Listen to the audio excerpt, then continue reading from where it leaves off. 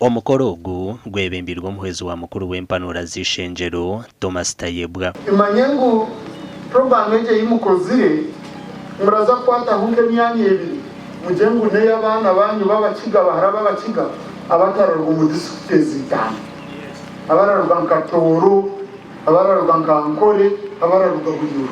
Grace Mugabirwe Mutebere urukwebembera ICOB habwa Uganda nagira ngo entebeekanisa ejejenderire kwera abana babishiki okuguma mu mashomero na nuko bacinjira okutwara enda z'endaro.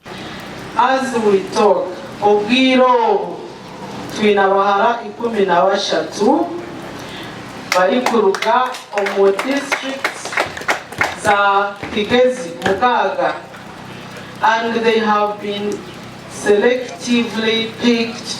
We do it with Kabale University, the registrar, the board. For me, my idea would be, yes, we want to promote the girls. You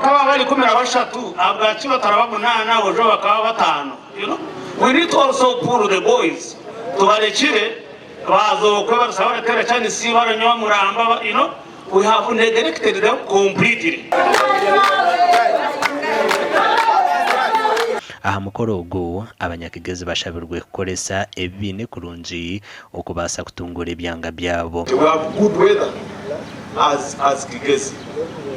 We even have gold out of the 1.2 trillion US dollars worth of gold reserves. In Kanungu alone, we have millions of dollars worth of reserves of gold. We can extrapolate this moment. What do we do in Kigezi?